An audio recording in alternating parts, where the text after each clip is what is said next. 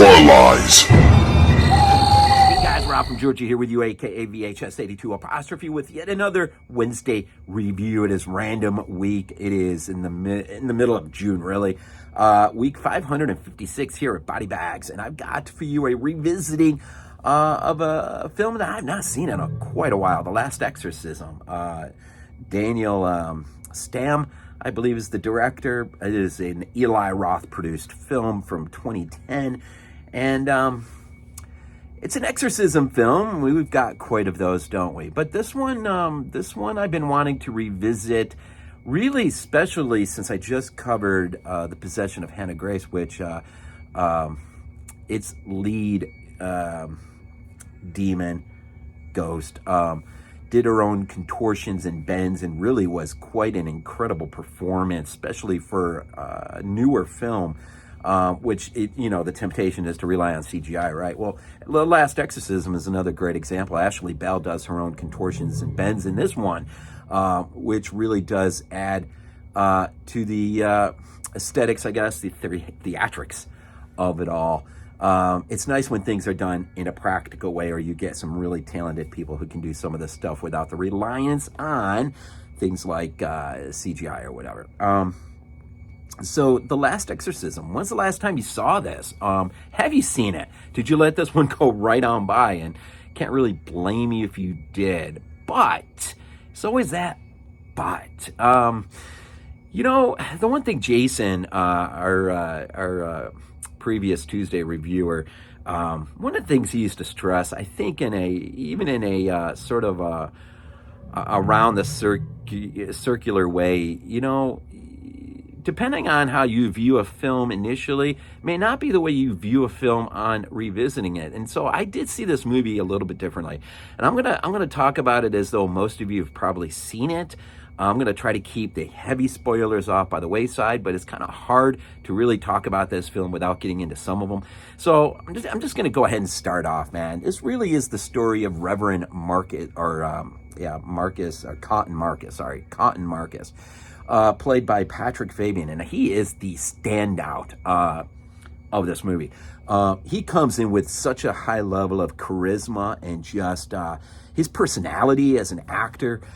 He really brought an interesting, albeit tragic, vibe to this whole thing.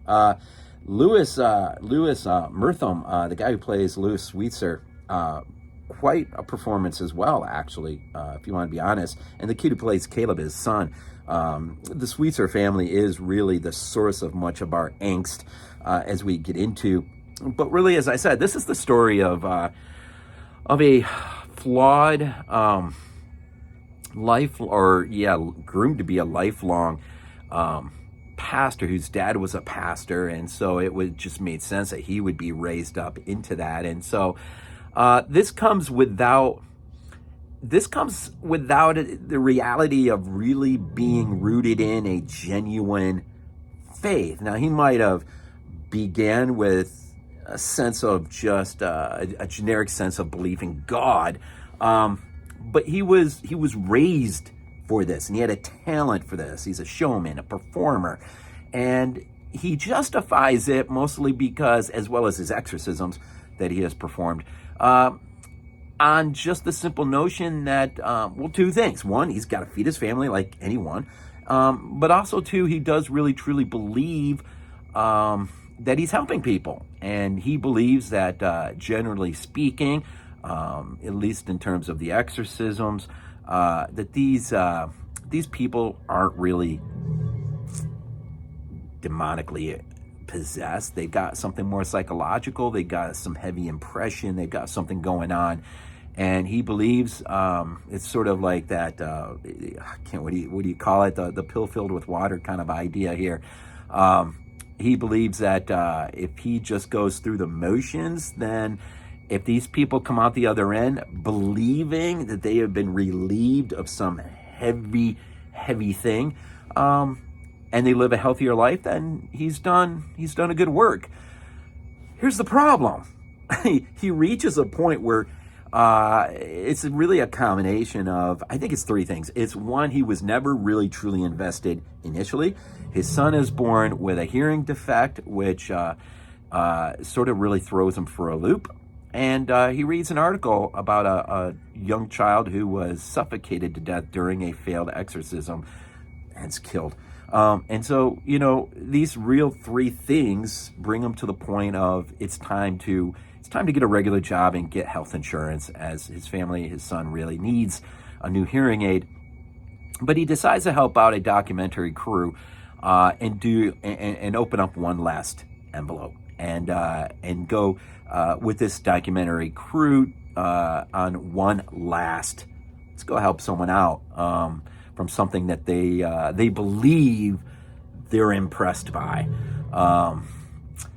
This, I'll tell you, his first big mistake is not reading Lewis's letter in its entirety, because he comes, even if Nell wasn't possessed, even if there wasn't some exterior threat to the family, even if this was just another mundane routine thing in effect, he comes very ill prepared.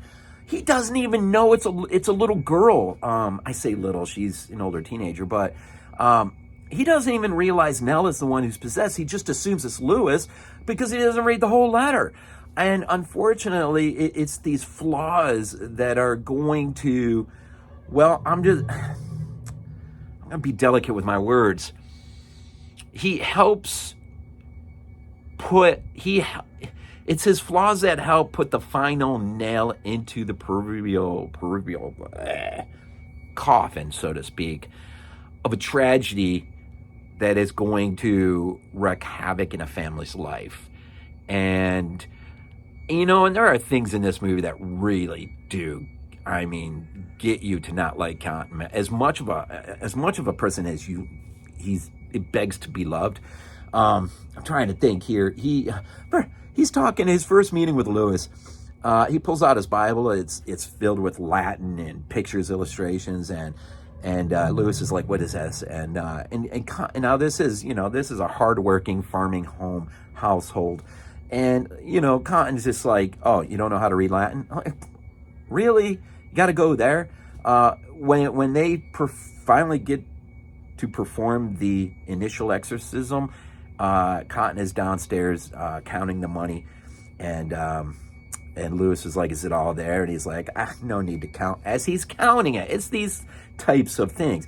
But there are warnings that come along the way that is sort of like paint a neon sign of get out with it. Getting out is good. And probably the first one is they stop at a gas station. They're on their way to Lewis's house for the first time, and they're meeting some of the locals. And of course, he wants to fuel up the documentary crew with a lot of can you believe what these people actually truly believe? There's an old guy who actually tells him that there is a cult that's been working out of the area, although no one knows where they're at or who is involved in all of this.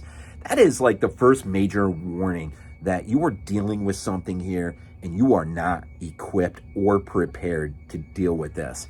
And ultimately, there may be some last-second salvaging of what may be a thread of real faith. It's going to end not good for him, but it's not going to end good for his own family as well, because in the end, not really knowing the outcome necessarily, although you assume it's safe to assume what the outcome is, you assume by the end, as the credits start to roll, that Cotton's wife and child are just going to be left abandoned.